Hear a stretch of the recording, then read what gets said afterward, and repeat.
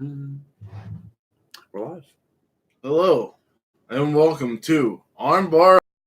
I'm your host, Tim Farley, and next to me is my trusted companion, John Kearns. Hello, folks. Today we are going to review last night's 2019 Clash of Champions put on by the World Wrestling Entertainment Company. Tell you what, as far as actual wrestling goes, one of the best WWE shows in a very long time. Yeah. We're going to break it down match by match, and had to watch the pre-show because I love the cruiserweights, and for some reason AJ Styles was delegated to the fucking pre-show. Yeah. So, here are my notes. Can you read them? No, just kidding. That's the show. That's the show. The first match. You got Mustafa Ali. I didn't even notice that. Yep. Fucking sweet. And fucking Ricochet. You never got Drunk that bastard. Anyway, Humberto Carrillo's music is hilarious to me. It sounds like a salsa dancer is going to come out. But he is not a salsa dancer. He is a fiery, fired up Latino competitor. But that shit's ridiculous. I didn't hear the music. I didn't watch the pre-show. You've never watched any of his matches? No, I've seen him, but I guess he has new music because I don't remember that. Does he have new music? No. No? No, John. Even from NXT? Even from NXT. I don't remember. I don't remember the music. Good.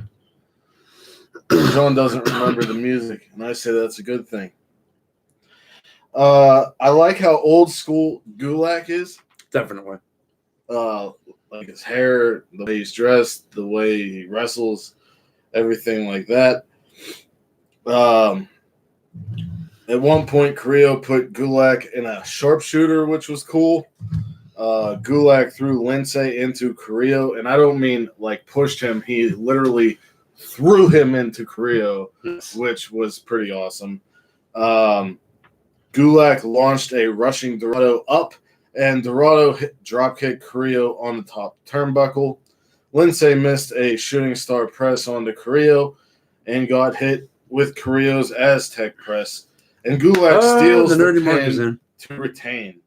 I thought this was a good match. Glad Gulak retained. In my opinion, he should have a lengthy run.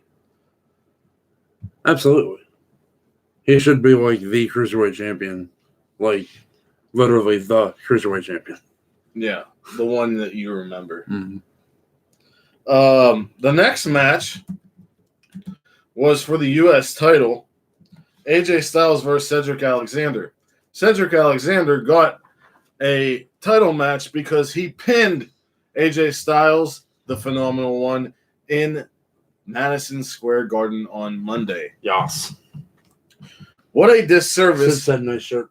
On putting AJ on the pre-show. Not only that, but hometown boy Cedric Alexander. The match placement boggled my mind. The women's tag match should have been here. Really good match. AJ rushed Cedric, but Cedric hit him with a Michinoku driver. Cedric starts hot, but his momentum dies after AJ kicked Cedric off the top rope and to the outside. AJ hit a Styles Clash on the outside. AJ won with a phenomenal forearm, followed by a Styles Clash. After the match, AJ called out the OC to put a beatdown on Alexander as AJ was upset Cedric pinned him in the Garden. This was a good match for the time it had. Cedric started off really hot, and then AJ just put his fire out. Though, because I wanted to see Cedric and AJ and just didn't think it was going to be on the pre-show. Right. So the main show starts with the Raw. Like, I got home last night and started watching, and I was like, where's AJ? And then I looked. Right. Well, that's fucking stupid. That's fucking stupid. Raw tag title match, Seth Rollins and Braun Strowman versus Dolph Ziggler and Robert Roode. Who I am calling the Glorious Show-Offs. I really liked how this was booked. Braun not being able to be affected by Roode or Ziggler was pretty nice. Rollins comes in with all the high spots, hitting on all cylinders. The end came when Braun hit Roode accidentally into Rollins and went after Ziggler, and this gave Roode the opportunity to hit the glorious DDT on Rollins for the win. Scandal. It was pretty awesome. It was a good match. Yeah. I like how strong they've booked Braun Strowman lately.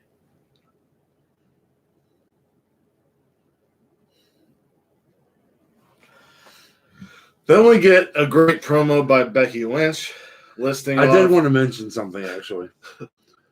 During this match, Michael Cole talked about how well-versed in tag team wrestling Dolph Ziggler is, and I made the comment, or had the thought, that the only reason he's saying that is because he's not allowed to talk about how well-versed in tag team wrestling Bobby Roode is. Corey Graves actually mentioned it. Did he? Mm-hmm. I didn't notice. Yeah. Yeah. I was too busy laughing at Michael Cole being awful at his job. We then get a promo with Becky Lynch where she lists all the things she's done in a year and how she's had the best year of any superstar ever. And I'd be hard-pressed to find a reason to disagree with her. Right. And all that Sasha Banks has done in a year is dye her hair blue. And I thought it was a great promo. We then got the SmackDown Women's title match. Bayley versus Charlotte. Charlotte! The fucking queen is back. Charlotte whooped Bayley's ass until Bayley took off the bottom turnbuckle and threw Charlotte headfirst into it and pinned her quick. Heel wins with heel tactics. Yes, but at the same time, so happy to see Charlotte back. Yeah. The real Charlotte, the NXT Charlotte. No complaints here. Charlotte still seems stronger than Bayley, but Bayley's character change makes the difference. Good booking, WWE. Yes, you actually had a heel do a heel thing to win. The first half of the show was really good. Yeah. And then I will tell you when it started to taper off for me eventually. And you already know that I disagree. You don't know what I'm going to say. You're going to complain about the women's tag match? No. No? Okay. I just felt like the women's tag match could have been on the pre-show. Could have been. AJ and Cedric. Yeah. SmackDown tag titles, The New Day versus The Revival. Good match. Very. Big E took some nice bumps. A huge clothesline off the apron by Dash Wilder and a shatter machine on the outside. The Revival attacked Xavier's hurt knee, and after hitting a shatter machine on Xavier, Scott Dawson decides to put on a knee submission just to shove it in the New Day's face and win the titles via submission. The Revival are your new SmackDown tag team champions. Instructed Dash. Instructed Scott.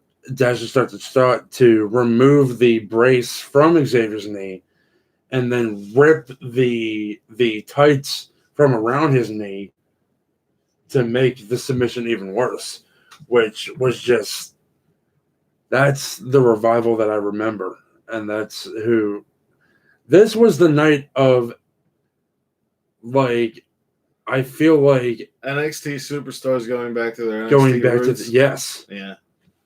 Yeah. Definitely. The next match was the women's tag titles. Alexa Bliss and Nikki Cross against Fire and Desire. DeVille. I'm going to say something. Mandy and Sonya should have won. They don't do anything for me. Well, Sonya does a lot for me. I like Sonya. I would like to see her on her own. I'd like to see her on her own as well. Because Mandy Rose is hot and all, but she doesn't do anything. Her interactions with Alexa Bliss didn't really get me going. Like, thought throughout this match, it was very flat, except when Nikki Cross got the hot tag, and when R-Truth ran down to the ring, and all the horde of 24/7 guys. It's just stupid. Yeah, dumb. I think it would have been more entertaining if they let Alexa get that pin on R-Truth, though. Yeah, I agree. Yeah. I agree. Alexa tried to pin him. Honestly, Sonya could decimate the women's division if she was on her own. Yeah. I fucking love Nikki Cross's theme music. The only person who kept me watching this match was Nikki. When she was in the ring, the crowd got hot. There was also a Lexi chant at one point, though. I really enjoyed the "Let Nikki Play" chant. Yeah. Nikki wins with a hangman spinning neckbreaker on Mandy to retain. I felt this match was skippable. Forever the Revival says. The next match was the Intercontinental title match. Shinsuke Nakamura with Sami Zayn against The Miz. I felt that Sami is a great, annoying heel. Yeah. At first, when the match started, he was doing commentary on a live microphone throughout the entire arena, which was hilarious until they stopped it. Miz chased Sami right into an amazing kick from Nakamura, which set up for the Kinshasa for the win. There were a couple of strikes that reminded me of the old Nakamura, one being a knee right into the back of Miz's skull. Yeah, very similar to Kenny Omega's V-trigger on the ropes. Yeah. At one point, they had Miz take the microphone off of Sami and throw it up onto the stage. Yeah. That would have been a better spot if Mike was still alive. I agree. I agree, John. I feel like I feel like maybe there was a miscommunication and they cut it too early or something. Right. But I don't know. This match was all right. I'm glad they're still going with Shinsuke as IC champion for now. I want to see Miz tie the record for most, but not right now. I love the Miz. How can people? I do not know how people cannot appreciate the Miz. And I do appreciate the Miz, but I love Jericho. Okay. Jericho's off to greener pastures, bud. Raw Women's title match. Much greener. Do you mean that the talent there is all green? No. I mean that he's in a better place. Yeah. He's le champion. Le champion. A little bit of the bubbly. Raw Women's title match. Becky Lynch versus Sasha Banks. This, I think, for me personally, was my match of the night. It was good, man. And what a difference an opponent makes for Becky Lynch. If you remember watching our Money in the Bank review a while ago, I said that Becky looked sloppy against Lacey Evans. Well, Lacey Evans is green, and turns Sasha, out it was Lacey. Yeah, Sasha is amazing. So I have no complaints on how Becky was in this match. I loved all the fighting in the crowd and the fighting throughout the backstage area. And I think that it reminded me of Attitude Era like stuff. Hardcore stuff. I believe that left the door open for an eventual Falls Count Anywhere match. I thought Sasha's moves were very crisp and sharp. She transitioned into a bank statement a couple of times very smoothly. It's like she never left. No, it's like she left and got better. Well, maybe, yeah. And got back to her roots.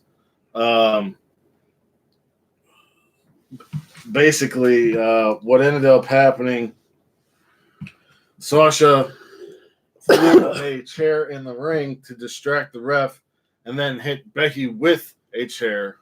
She did not get the 3 count. Like Eddie Guerrero. She didn't get the 3 count.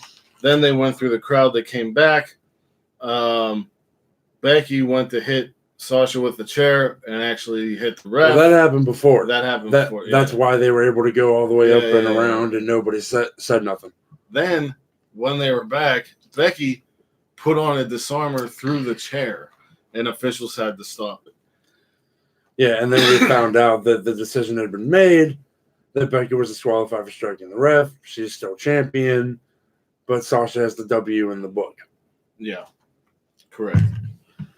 We then got... And Becky was fined $10,000 for inadvertently striking a referee. Well, I didn't hear that. Yeah. Then we got my personal least favorite match of the night. WWE title match, Kofi Kingston versus Randy Orton. Thank God Kofi won. There were a few good sequences. They both gel well together, but Orton's slow, methodical pace just bores me to tears. I almost fell asleep twice. I am a Randy Orton mark. You know that. So I had no problems with this match. I guess I'm just used to the way Orton wrestles. It's so boring. It works against the right opponents. I don't like watching it. Really? Interesting. It just bores me. I think Randy's one of the best superstars, one of the best performers they have. But opinions. I mean, that's how it should be. I get that, like, you're trying to tell a story and this and that and everything, but my God, he's just so fucking slow. He's just so fucking slow. That's on purpose, Tim. Yes, and I don't like it. Anyway, the next match You want more flips and whatnot. Not exactly. I could watch a Triple H match. Okay. What's the difference? Triple H keeps me interested. And Randy doesn't? Not really. I kind of miss Psycho Randy. This match was just stupid. The Randy that I miss is shaved head, shaved eyebrows. I did like how he went to go for the punt. Yeah. That was nice. I wish he would have hit it and won the belt. No, they kind of have to cement Kofi, and I felt like the storyline going into it, Kofi should have won with the redemption. I was all for Kofi Mania, but I'm kind of sick of it now. Why? I don't. Is he just going to fight Randy Orton at every pay-per-view? No. Let's get something different going. I hope so. Let's get something different. Then we got Roman Reigns versus Eric Rowan. The two guys I liked it. One letter separating them. Roman versus Rowan. You're right. This had a lot of steel steps. It was destined to be. Yes. This had a lot of steel steps. Roman went and jumped off the steps with a Superman punch, but Rowan caught him and powerbombed him through an announce table. It's pretty sweet. It was a pretty sweet spot. Roman runs down the ramp and out of nowhere gets a boot from Luke Harper. Harper hits a discus clothesline, and then Rowan hits the claw slam for the win. Pretty good match. Nice seeing Luke Harper back. And did he look, I'll tell you, man, much fitter. Yeah, I really dig the Iron Claw Slam. Yeah. I really dig it. I like that Harper and Rowan are back together. Very much so. I want them to be part of the Funhouse. But I don't know that that's going to happen.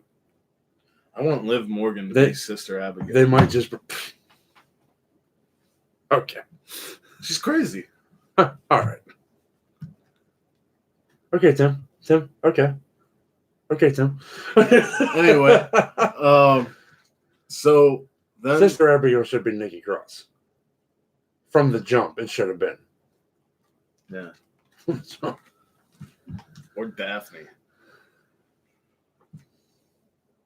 Yeah, but Nikki Cross is like Daphne with talent. That's what I say. That's what I've always said.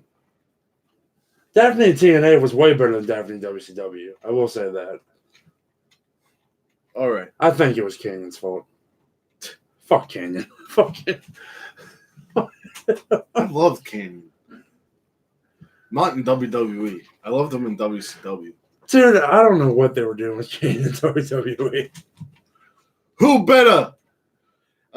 Most people.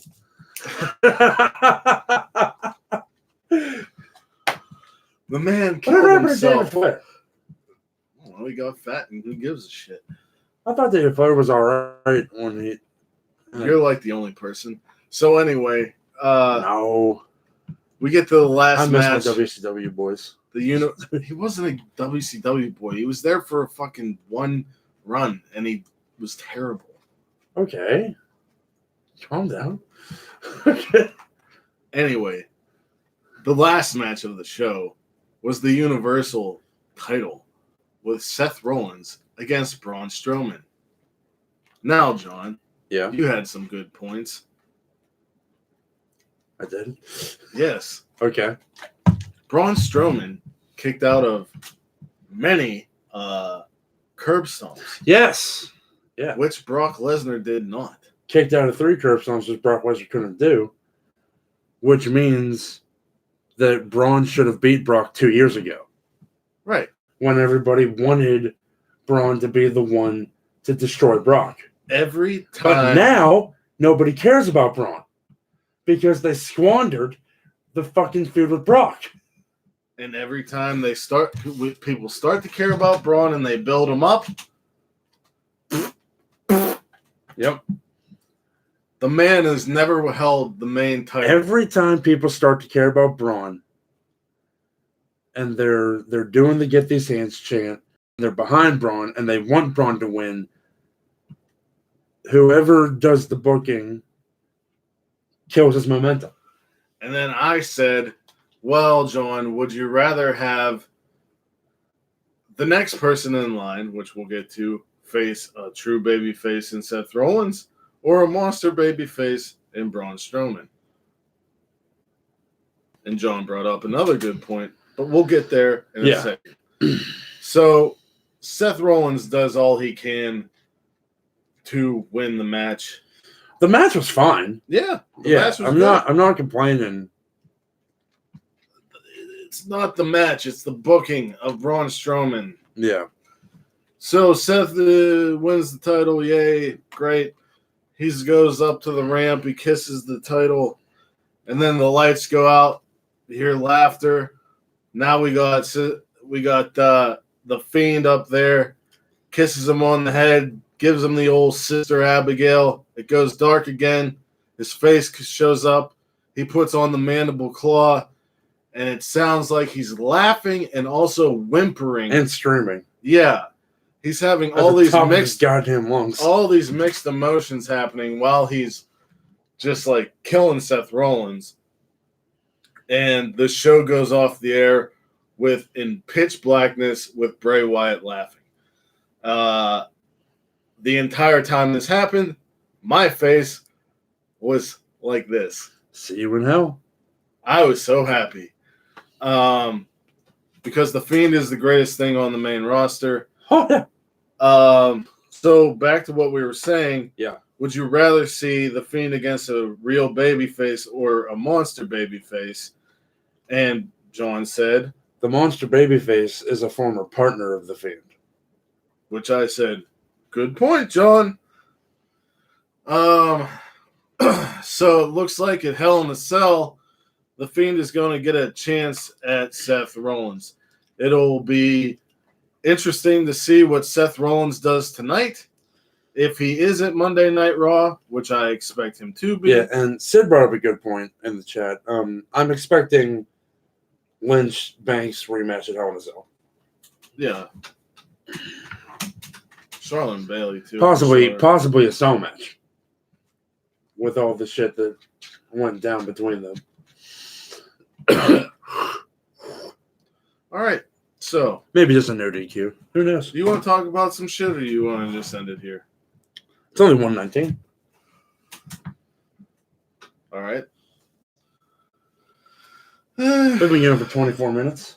We could probably go to a solid half hour. 205 Live. Yeah. Looks like it's going to get dissolved, and the 205 Live guys are going to be spread throughout the 3 main brands now as NXT is moving to USA Which, if they're going to get rid of 205, is the best move they could do. Yeah. I think. And it seems like the Cruiserweight title is going to be on NXT. Yeah. As far as I can tell. I think it might be a floating championship like the women's tag titles. Could be. But I think it will make for there's more potential. And we got to see Drew Gulak against Matt Riddle, especially with Kushida them before. Especially with them extending NXT to 2 hours. Yeah. So I think, it's sad to see a separate show go, but did it ever really get off the ground? At least they care enough to still have a Cruiserweight title. Big Cass over the weekend lost his fucking mind. Can't lose what you never had, bud. He was at a WrestlePro show and kept trying to attack Janela.